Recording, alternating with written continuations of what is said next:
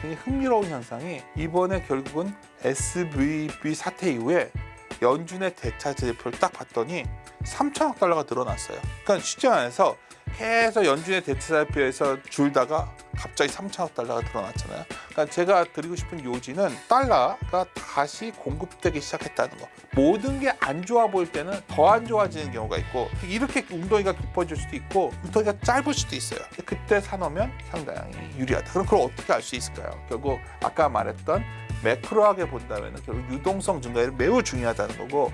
네, 안녕하십니까. 오늘은 윤지호 이베스트 투자증권 리테일 부문 사업부 대표님 모시고 말씀 나눠보도록 하겠습니다. 안녕하십니까. 네, 안녕하십니까.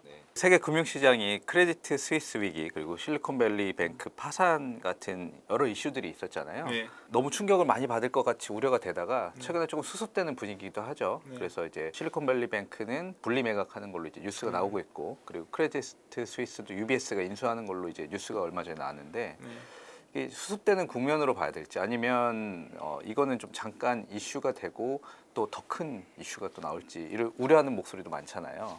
어떻게 보세요, 대표님은? 그걸 알 수 있는 사람이 있을까? 뭐 아주 솔직히 말씀드리면 제가 이제 리서치 센터를 놓은 지가 한 2달 됐는데, 네. 3개월 정도 됐는데 사실 올해 시장을 이렇게 저희들은 부정적으로 보지는 않았어요. 솔직히 말씀드리면 뭐 이 이슈가 처음 나왔을 때 처음에 약간 놀랬었고요. 네. 그 다음에는 과거와 사례에 비교를 해봤고 또 그러면서 내린 결론은 그 정도 위기인 상황은 아니다 정도로 현재 결론을 내렸죠. 하지만 우리가 금융시장은 굉장히 민감한 존재이기 때문에 네. 여러 가지 우리가 어떤 조치가 나와서 분명히 굉장히 강한 조치고 수습될 거로 저는 지금 다 얘기할 수 있지만 또 안 될 수도 있는 거고요. 그보다 더 중요한 거는 어쩌면 이번 그런 위기 사이클에서 현재 처해 있는 어떤 주가라든가 우리의 투자 환경이겠죠. 그렇죠. 네. 그러니까 제가 오늘 드리고 싶은 요지는 핵심이 뭐냐면 어찌 됐던 간에 올해 중에 금리 사이클, 즉 긴축 기조 사이클이 끝나가고 있고 이미 작년 10월서부터 글로벌 유동성 증가율은 돌아섰고 그리고 기업 이익도 아마도 올해 상반기가 지나고 나면 어느 정도 바닥을 칠 것 같고 그러니까 주식시장이라는 거는 지금 이미 일어난 사건보다는 미래를 보면서 지금 투자에 나서야 되는 거거든요. 네. 그런 시각에서 본다면 아까 처음 질문에 대한 답이 될지 모르겠지만 이 여러 위기 상황에도 불구하고 아마도 이러한 소위 변동성 구간에서 우리가 좀 더 투자에 한 걸음 나서야 되지 않을까 저는 이렇게 판단하고 있습니다. 실리콘밸리 뱅크가 네. 지금 안 좋은 상황인 것도 그렇고 이 네. 금리 수준이 높아졌기 때문에 나타나는 다양한 후폭풍 아닌가 이런 우려가 들고 있잖아요.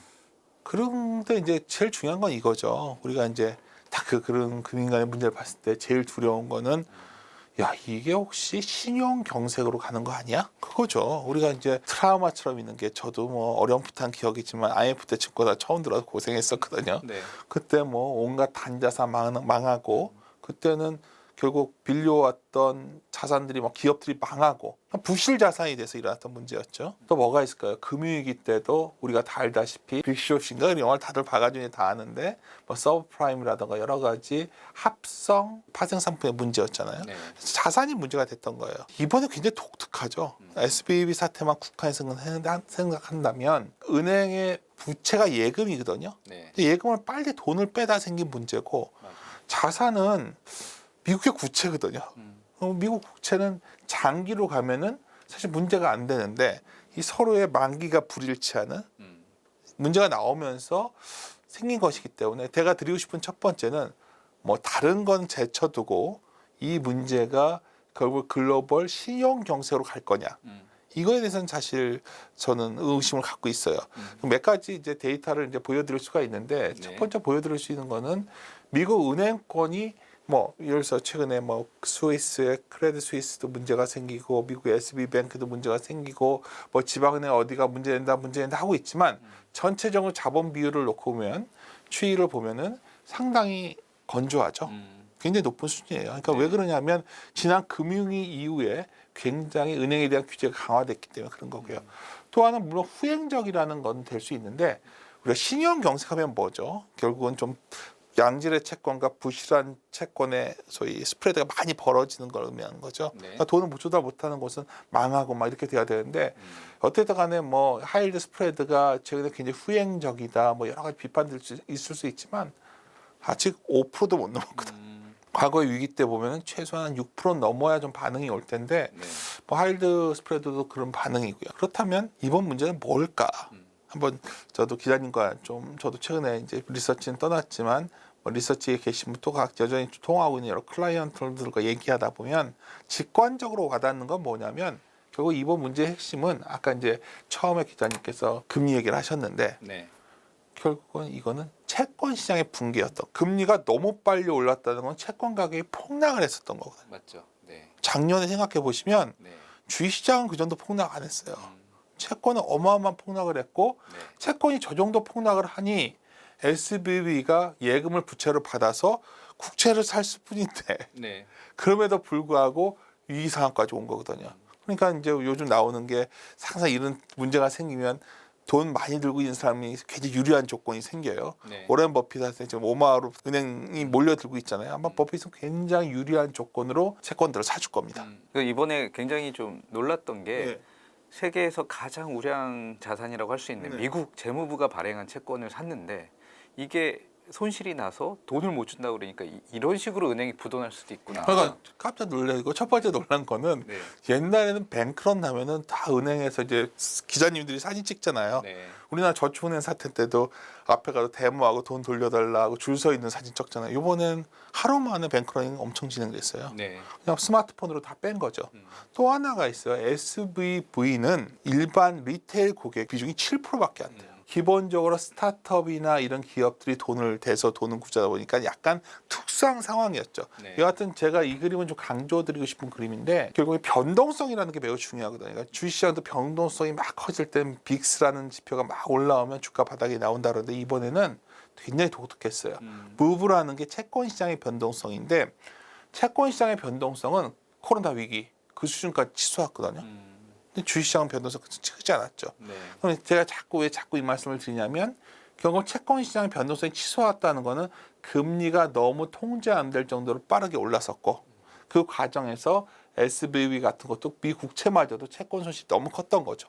그래서 이러한 현상이 나온 것이기 때문에 제가 왜 장황히 말씀을 드리냐면 어찌됐든 간에 금리 상승세가 좀 주춤해지면 이러한 악순환이 좀 약간 진정되지 않을까요? 네. 뭐 이런 추론이 가능할 것 같아요.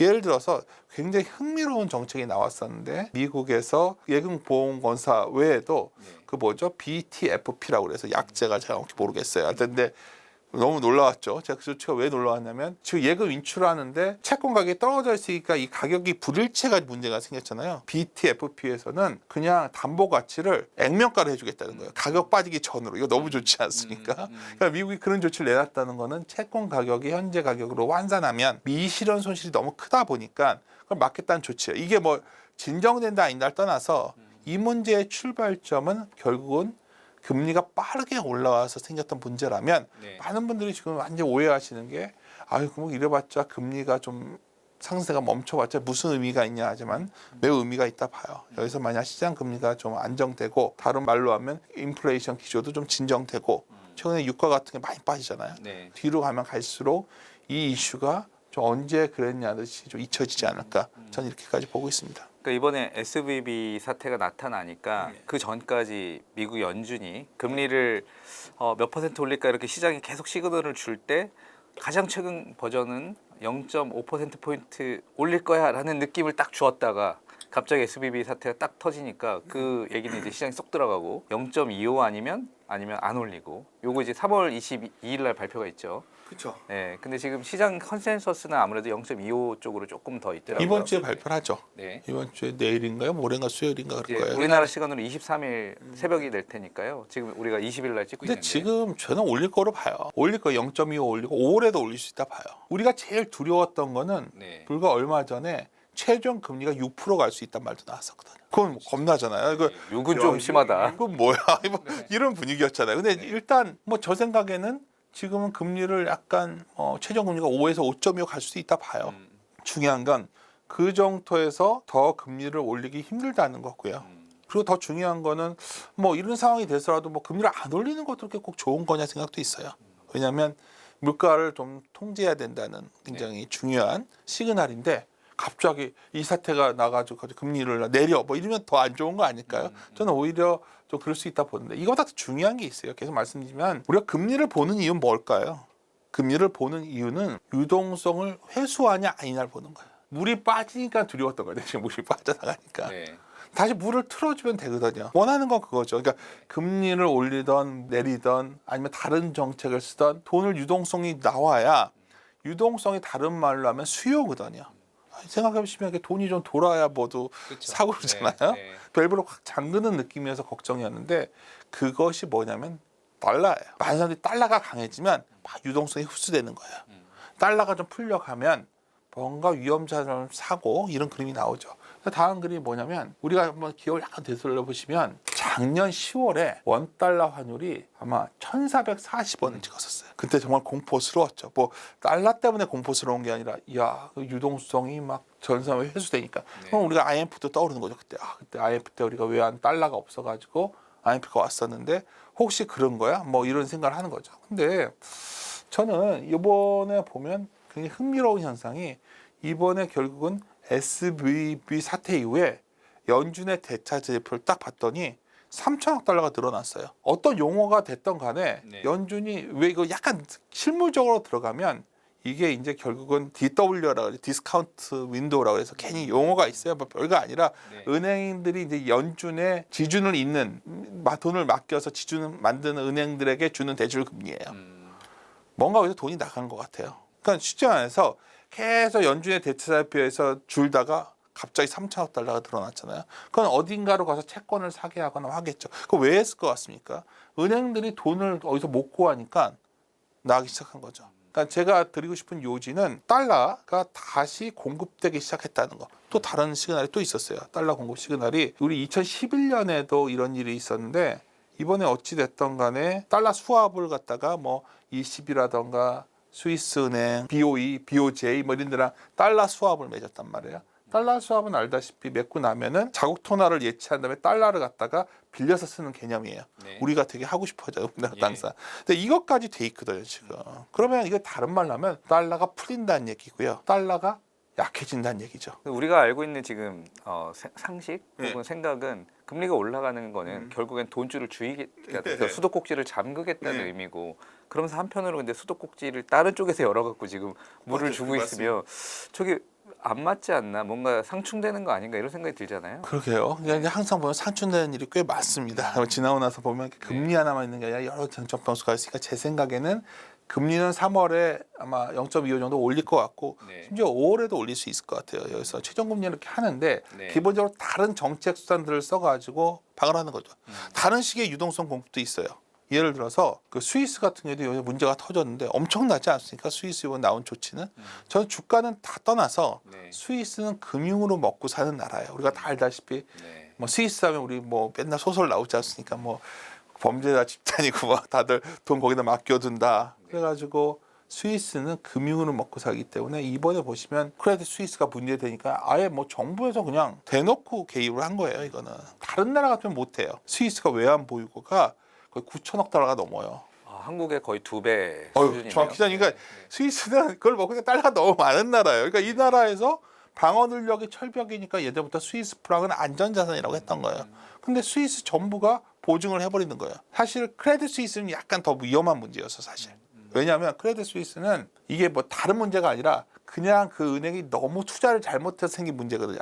작년에 비랑 아케고스 네. 그 손실이 너무 크잖아요. 네. 이걸 어떻게 감당하나 다 걱정들 하고 있었는데 오히려 이번 계기로 해가지고 그냥 어쩌면 스위스가 이런 정책이 맞는지 모르고 우리가 시장 경제라고 하지만 네. 들여다보면 여러 가지 이런 변화들이 좀 있습니다. 그래서 제가 이제 계속 말씀드리는 게 이제 뭐냐면 아까 금리도 얘기를 했지만 결국 제가 관심 있는 건 하나예요. 많은 투자자분들이 이제 이걸 보시는 분들이 생각하셔야 되는 게 그냥 매크로하게 이코노미스트들이 하는 방법은 뭐 예를 들어서 뭐 GDP가 얼마냐 막 이런 걸 얘기하지만 사실 주식 투자자 입장에서 보는 경제라는 거는 우리나라는 매우 특수하거든요. 글로벌 유동성이 돌아서야 유동성이 수요거든요. 그래야 수출이 돌아서고요. 수출이 돌아서야 우리나라의 매출이 늘어납니다. 왜냐하면 우리나라 기업들은 다 수출 기업이니까. 네. 화장품 기업마저도 다 수출 기업이고 음식료 기업도 수출이 돼야 나오고 잘 보시면 매출 구성 보면 우리나라가 그래서 제가 이제 뭐 책 소개를 드리기보다 네. 한국적 탑다운이라는 말을 말씀드리는 게 뭐냐면 한국은 철저하게 수출 데이터에 의존해요. 주식시장이. 지금 윤지호 대표님께서 쓰신 이 책. 갑자기 교수님의 말씀입니다. 그러니까 뭐꼭 홍보하러 나온 것 같지만 해야죠. 사실 여기 뭐 네. 최근에 이제 유튜브도 좀 나가는 이유 중에 하나인데 네. 저희가 이제 그래도 이베스트는 10년 센터장을 했고 그 전부터 하면은 거의 제가 94년에 들어와서 리서치 계속 했는데 내린 결론은 한국은 굉장히 이 상황이 중요하다는 거예요. 그럼 사실 이 지금 굉장히 어쩌면 의미 있는 기간이에요. 왜냐하면 유동성이 막 감소될 때 되면 한국은 완전히 종말론이 돼요. 전 세계 경제의 카나리아 같은 나라니까 네. 기업이 다 망할 것 같고 막 이렇게 돼요. 순식간에 글로벌 경제가 약간만 턴어라운드 되면 또 언제 그랬냐듯이 우리나라의 어떤 기업들이 막 주도주처럼 나섰거든요. 그래서 제가 이제 보여드리고 싶은 거는 뭐 약간 어려운 그림도 있지만 사실 이 그림이에요. 글로벌 유동성 증가율. 이게 뭐냐면 각국의 M2 증가율을 막 모아놓은 건데 이게 작년 10월에 사실 저점을 쳤거든요. 그래서 지나고 나서 보면 작년 10월에 저희가 이제 제가 이베스에서 리서치 센터장에 있을 때니까 올해 전망, 2023년 전망을 하면서 좋다 얘기를 했을 때 가장 강조했던 그림이에요. 바닥을 친 것 같다. 글로벌 유동성 증가율이. 그럼 사람들이 그래요. 어떻게 유동성 증가율이 바닥을 치냐? 왜 작년에 막 긴축할 때였잖아요. 왜 그랬을 것 같습니까? 사실 글로벌 유동성 증가율은 여러 나라들이 합계예요. 근데 중국 전 세계 유동성 달러 기준을 보면 제일 많은 곳이 어디인지 아시죠? 중국이 38%입니다. 중국이 수도꼭지를 틀었군요. 그쵸. 네. 이렇게 말을 하면 네. 우리나라는 뭐냐면 우리나라는 보니까 전 세계 경제 바로미터 같은 나라잖아요. 미국이 한 21%란 말이에요. 강하게 틀었는데 오늘 또 봤더니 중국이 또 지준율 인하하고 나서 대출 우대금리 그 LPI라고 하는데 그것도 내릴 듯한 시그널을 비쳤어요. 어찌됐든 간에 어디서 돈이 나오든 돈이 나오면 그게 돌고 돌아와서 한국 경제에는 나쁜 게 아니거든요. 그래서 제가 이제 이 그림을 굉장히 강조드리는데 유동성이 작년 10월에 돌면 기자님이 맨날 이제 취재하시면 나오는 한국 수출 큰일 났다. 이 얘기가 언제쯤 멈추냐가 제일 관건 아니에요? 네. 수출이 뭐예요? 기업 입장에서 수출이라는 거는 매출입니다. 기업 우리가 주식 투자라는 게 뭐 아주 교과서적인 얘기를 하잖아요. 우리 아들이 왜 군대 갔다 복학 와서 주식 투자를 하다가 가져왔길래 이제 아빠 어떻게 하는 겁니까? 물어봐서 내가 뭐라고 했냐면 결국 매크로 데이터는 왜 봐야 됩니까? 뭐 그래서 내가 하나만 얘기했죠. 매크로 데이터를 보는 이유는 기업들의 실적 방향이 보고 싶어서 보는 거예요. 우리가 막 경제학자처럼 여기서 무슨 뭐 경제 어느 학파에 맞고 뭐 이런 얘기 하려고 하는 게 아니거든요. 많은 분들이 오해하시는데 그게 아니에요. 그러면 아까 유동성 증가율이 돌면 어떤 흐름이 나오냐면 이 다음 그림인데 이게 돌아왔으면 한국 수출이 한 4개월, 5개월 뒤면 돌아서요. 작년 10월에 돌아섰으면 잘하면 올해 2분기 중에 한국의 수출 증가율이 좀 돌아설 것 같아요. 근데 이 증거가 나오는 게 돌아선다는 거는 마이너스 폭이 줄어드는 것도 돌아서는 거잖아요. 알다시피 네, 1월 달에 우리나라 수출 증가율이 마이너스 16%인가 그랬을 거예요. 네. 기록적이었죠. 이게 좀 줄고 있어요. 네. 전체적 무역 수지는 어떨까요? 그러니까 지금 가만 보면 무역 수 우리가 기업이라는 게 이제 매출이 나서 이익이 나야 되는데 또 하나 여기 맞물려 가지고 최근에 보면은 막 상품 가격도 급락하고 하다 보니까 비용도 내려오는 것 같지 않습니까? 네, 그러네요. 네, 유가도 떨어지고. 유가 지금 얼마 전까지 전자재값도, 뭐 네. 또 다시 얼마 간다고 막 걱정했었는데 예. 보시면은 원자재가 하락하니까 비용이 안정될 거예요.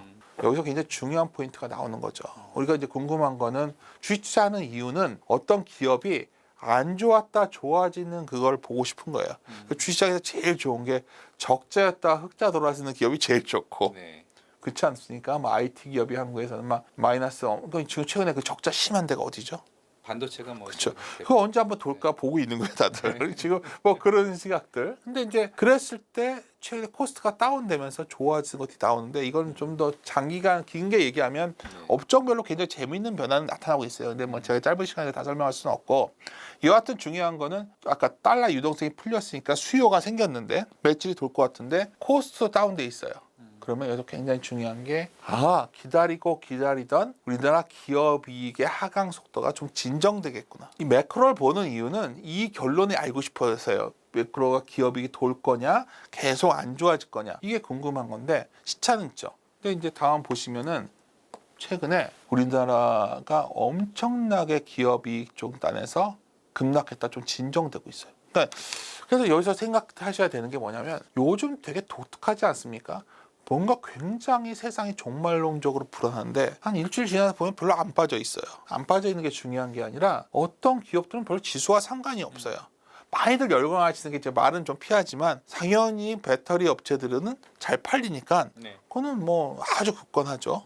그것만 있는 게 아닙니다. 뭐 자동차 전장에 관련된 IT 업체들 이런 것들도 굉장히 굳건했고요. 잘 보시면 이게 뭐지?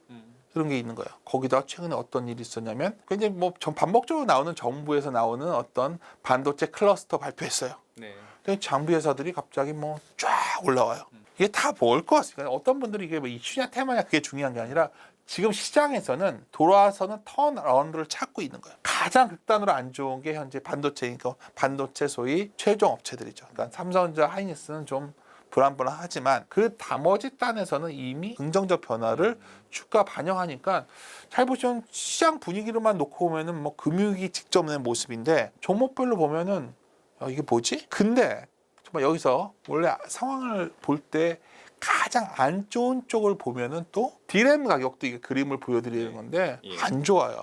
근데 이제 여기서 제가 이제 투자자분들한테 할 때 이 책에서도 계속 강조하는 게 그러니까 미국 같은 경우에는 굉장히 추세적으로 선처럼 주시장이 올라가요. 올라갔다 좀 내려왔다 올라갔다. 그러니까 사람들이 다 이것만 보고 있는 거예요. 미국을 봤더니 막 이랬다. 한국은요 무슨 차이가 있냐면 여기 책에서도 주주 가치 측면에서 차이가 크잖아요. 우리나라는 거기다가 글로벌 경기에 굉장히 연동되다 보니까 올라가다가 한번 푹 빠졌다 뭐 이런 게 되게 많아요. 주도 잘 바뀌어요. 그때 유행하는 어떤 수출 기업의 형태가 달라지거든요. 그래서 사실은 굉장히 선으로 되면 우리가 추정할 때 이러잖아요. 과거 데이터 갖고서 이렇게 선형 추정한다. 통계학으로 보면 리니어하다 그렇잖아요. 그게 잘 안 맞아요. 그럼 다른 말로 하면 좋아지면 끝없이 좋아질 것 같고 안 좋아지면 끝없이 안 좋아질 것 같이 생각이 드는 게 한국 증시의 아주 고질적인 특징이에요. 근데 아쉽게도 대다수의 우리나라의 투자자들이 언제 많이 들어올 것 같습니까? 아주 좋았을 때 들어와요. 그러니까 예를 들어서 기억을 조금 돌려보시면 한국의 주식 투자 인구가 아주 전 세대 결제에서 급증했던 시기가 언제였냐? 삼성전자가 10만 년자 외칠 때였어요. 그때는 2년 전이었죠. 그쵸. 네. 경기도 너무 좋아 보이고 모든 게 너무 수출 증가율이 50% 나왔어요. 그때 기억나세요? 지금 수출 증가율이 마이너스 났다고 다들 주식 안 한다 그러는데 그러면 그때 수출 증가율 50% 나올 때 주식 투자를 했으면 어떻게 되냐? 꼭지에 잡은 거거든요. 뭐 이 책들 썼던 이유라고 하면서 했던 이유인데 많은 분들이 순환론적으로 생각하면 모든 게 낙관적으로 좋아 보일 때 주식이 정확히 우리가 점은 알 수가 없는데 그때 나서면 매우 위험한데 지금은 그렇지 않잖아요. 언제가 안전한 거냐면 상황이 안 좋아 보일 때가 한국 주식은 훨씬 유리합니다. 지금 같은 상황. 그렇죠. 그러니까 여기서 이제 이런 거예요. 얼마나 딥하게 빠지냐를 잘 모르겠어요. 어쩔 때는 코로나처럼 빠질 때는 이거 이렇게 빠질 누가 알았나요? 하지만 그 가격은 회복돼요. 그 가격은 회복된다는 거죠. 하지만 위에서 산 건 회복이 안 됩니다. 많은 경우에 사람들이 놓치고 있는 게 뭐냐면 모든 상황이 앞으로가 좋아 보일 때는 한국 증시에서 매우 위험한 시기였고 반복적으로 특히 모든 게 안 좋아 보일 때는 더 안 좋아지는 경우가 있고 이렇게 웅덩이가 깊어질 수도 있고 웅덩이가 짧을 수도 있어요. 근데 그때 사놓으면 상당히 유리하다. 그럼 그걸 어떻게 알 수 있을까요? 결국 아까 말했던 매크로하게 본다면 결국 유동성 증가율이 매우 중요하다는 거고 그와 연동된 수출을 봐야 되는 거고 그다음 밸류에이션 지표를 봐야 되는데 이 말씀 왜 드렸냐? 반도체 같은 경우에도 잘 보시면 사이클이 있잖아요. 이 그림 보시면 거의 ASP 가격이 바닥권에 다가서고 있어요. 그러니까 반도체 적자가 어마어마하게 나오는데도 어느 날부터 반도체가 더 이상 폭락은 잘 안 하잖아요. 네, 오히려 조금 반등하는 느낌이고요. 그러니까 아직은 반등이 세게 나오기 힘들죠. 이런 상황에 재고가 너무너무 쌓여 있으니까. 다음 그림 하나 보여드릴게요. 제가 항상 강조 드리는 거예요. 그러니까 그래서 우리나라 시장은 선형적 사고보다는 원형적 사고, 순환론적인 사고가 있어야 됩니다. 이게 되게 어려운 개념 같지만 점으로 보지 말고 이렇게 이렇게 선으로 보는 습관이 필요한데 이게 이제 PBR입니다. 트레일링 PBR인데 이 상황에서 주시장이 도망갈 때인가? 다시 선적으로 보자면 지금이 다시 원으로 턴어라운드 본다면 이렇게 돌아서는 시기를 수가 있다는 거죠. 이게 더 깊어질 수도 있겠지만 사실 이런 국면에서 보통 도망가고 싶어져요. 왜냐하면 하루하루가 괴롭거든요. 빨리 이 고통에서 벗어나고 싶게 되는 주위를 보면 다 그런 사람이 멈춰나요. 왜냐하면 그럴 때 이제 유리한 것 중에 하나가 분명히 이 유튜브는 크게 인기가 없을 겁니다. 왜냐하면 지금 인기 좋은 건 뭐냐면 세상이 망한다는 얘기를 해야 좋아할 거예요. 사실 뭐 그런 방송이 더 인기 뷰가 잘 나오긴 그렇죠. 해요. 왜냐하면 세상이 망한다고 해야 지금은 다들 같이 망해야 되는 상황이에요. 그래야 마음 위안이 되고 어쩌기 생각하면 이미 포지션 정리를 상당히 해놨기 때문에 오르는 게 싫을 수도 있어요. 근데 공교롭게도 주식 투자는 보통 그런 시기에 한국 증시는 열심히 해야 되는 시기거든요. 그렇다면 여기서 우리가 남은 결론은 이건 것 같아요. 그리고 이게 뭐 이런저런 얘기를 했지만 뭐 처음에 왔을 때는 기자님한테 책도 나오고 있으니까 소개 좀 하려고 왔지만 뭐 이건 각자의 판단에 따라서 하는 건데 중요한 건 여기서 만약 전체로 유동성이 다시 파이프를 잠그는 걸 조금만 풀어줘도 네. 유동성이 돌아왔다는 시그널이 나왔고요. 이거는 매달 확인이 될 겁니다. 자꾸 여기서 저한테 어느 은행이 뭐가 망할 것 같나요? 아까 첫 질문으로 돌아가자고요. 어떻게 될 것 같습니까? 모르겠어요. 근데 중요한 건 다른 질문으로 그러면 유동성의 고삐는 다시 풀린 겁니까? 풀렸습니다. 근데 왜 보통 일반적인 투자자들은 유동성의 고삐가 풀리려면 결국에는 기준금리 인상이 멈춰야 되고 더 나아가서 낮춰야 된다. 그래서 연말쯤 되면 이제 낮아지는 거 시그널을 보고 나서 그래서 항상 뒷북을 치는 거예요. 그래서 제가 이거 뭐 약간 건방진 얘기를 했는데 데이터를 그렇게 잘못 배웠기 때문에 굉장히 풍부한 데이터가 있는데 그런 데이터를 안 봐요. 굳이 이런 책에서 그 데이터를 쫙 소개한 거예요. 저는 데이터는 저랑 같이 일했던 친구들이 쓰고 앞에 천지차 이런 돌격을 잡은 건데 말씀드리고 싶은 거는 이미 연준 때 대조표를 보면 3천억 달러가 늘어났다고요. 그게 무슨 용어냐는 앞으로 중요치 않아요. 뭐 퀴냐 뭐냐 그런 논쟁 아무 의미도 없고요. 그냥 풀려난 거고 중요한 건 글로벌 유동성 전체의 서메이션 합계가 중요한데 딱 봤더니 어디가 있죠? 스위스가 풀었죠. 크레딧 스위스에 뭘 한 거예요?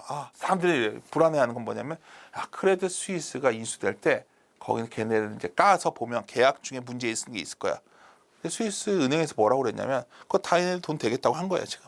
근데 뭔가 문제가 생기겠죠. 그럼 출렁일 거예요. 하지만 돈은 나오겠죠.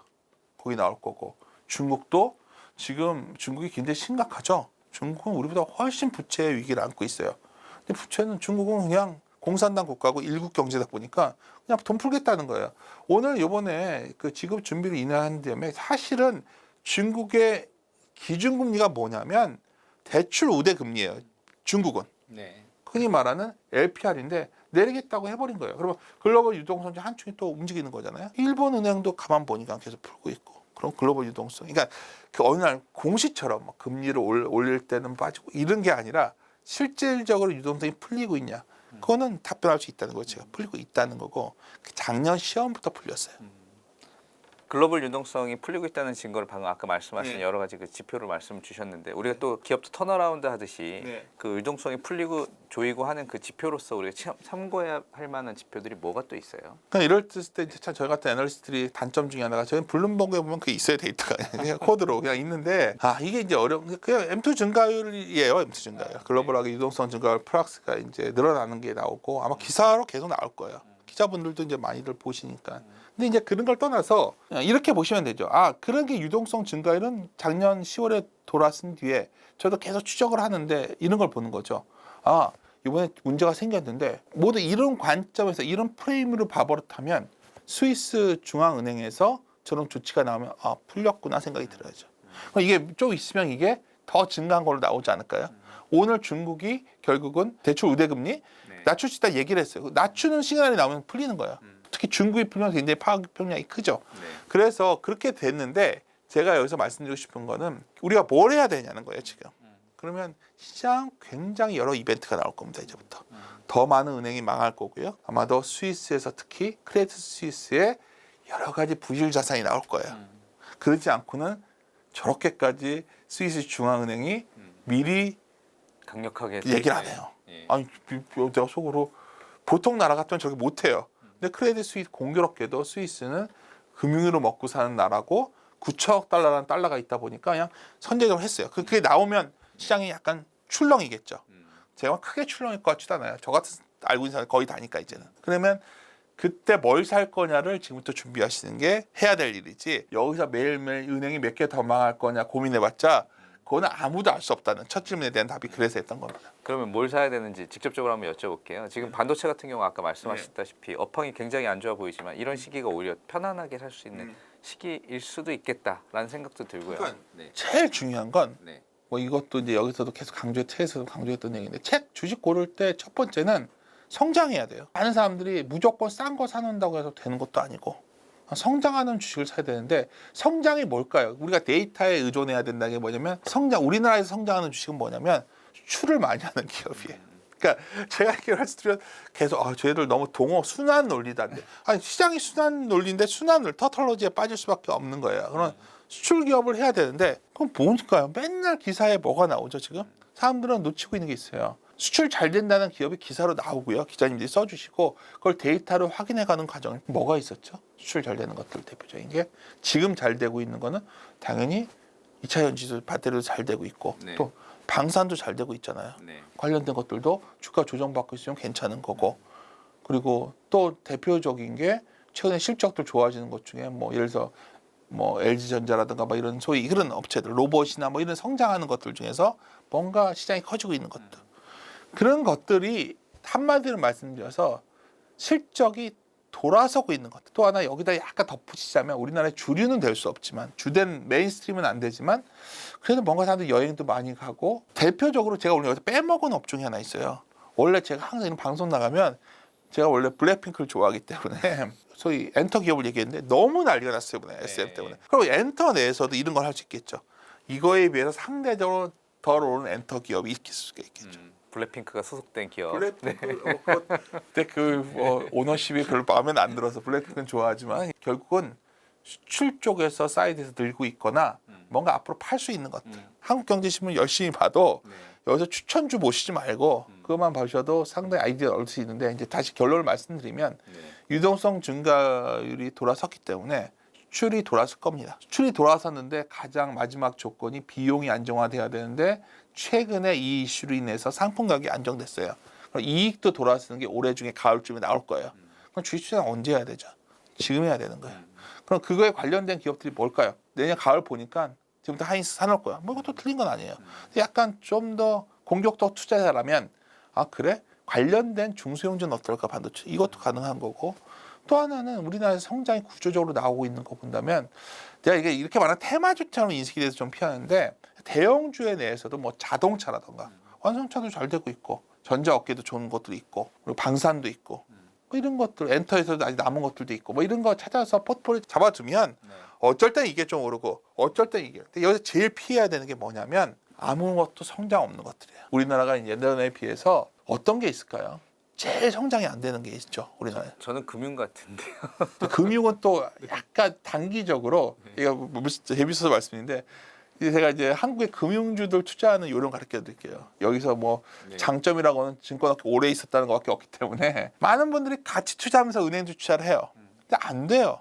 왜냐면 은행은 항상 쌌기 때문에 말씀하신 것처럼 항상 싼 것보다 훨씬 더 싸졌을 때 해야 돼요. 훨씬 싸질 때가 언제냐면 꼭 이렇게 터졌을 때 사는 데요. 이런 문제가 터졌을 때. 네. 이번에 이 문제가 진정되면 은행주의 배당 수익률 얘기가 나올 거예요. 주요 은행들의 배당 수익률이 한 8에서 9%가 와 있다면 지금 해볼 만한 겁니다. 네. 그래서 은행주도 사실 뭐 장기 투자라기보다 올해 하반기를 겨냥해서 배당 투자로 나서도 되는 시기고 제일 피했으면 하는 게 뭐냐면 우리 맨날 요새 우리 기사에 대고 있잖아요. 인구가 줄고 있다. 그리고 우리가 다 느껴요. 네. 어디 가도 사람이 없어요. 내수는 피해야겠죠. 제가 이 말을 꽤 오래전부터 얘기를 하는데 많은 분들이 아 내수주가 이제 중국 관광객이 돌아올 거고 말하는데 그거는 다른 문제예요. 전반적으로 우리나라는 내수 경기는 이제 매우 오랫동안 구조적으로 약해지는 것 같고 더 우리나라는 경제가 변동성이 커지는 거 주식시장도 그러니까 글로벌 경기에 연동되는 형태로 더 가고 있다는 거예요.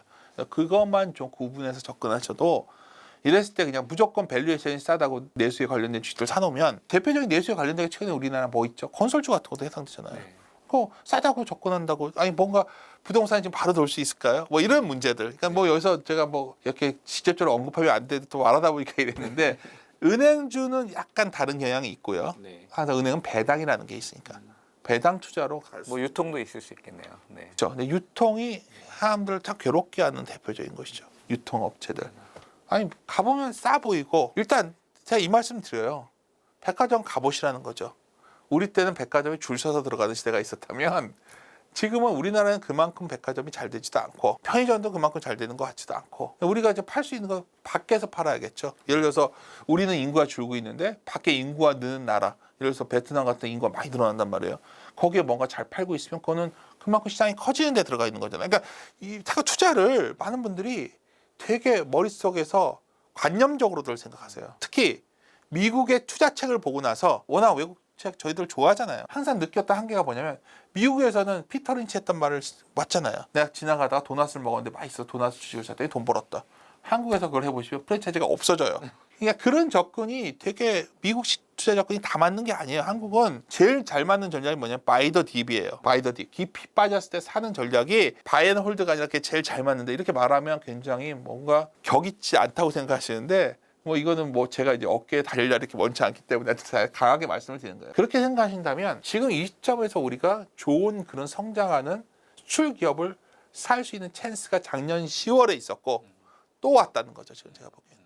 그러니까 이번 하락기를 잘 활용해서 접근하신다면 은행이 뭐가 망하고 매크로하게 뭐 얘기해봤죠. 제가 매크로를 전공하고 책도 쓰고 이런 사람이지만 언제 매크로 보는 건지 아세요? 모든 사람이 낙관할 때 매크로를 봐야 돼요. 그때는 매크로 변화가 기업의 변화에 앞서 매크로가 먼저 변화해요.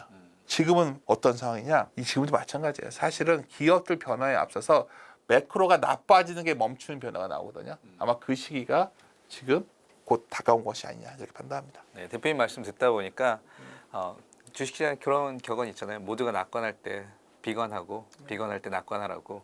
지금이 아마 비슷한 시기가 아닌가 싶습니다. 근데 그걸 센티멘트로 하는 게 아니라 네, 여기 하나가 추가돼야 되죠. 데이터로. 데이터에 의존해서 판단해야지 내가 그 폭포수 밑에 가서 선수련한다고 할 수 있는 게 아니에요.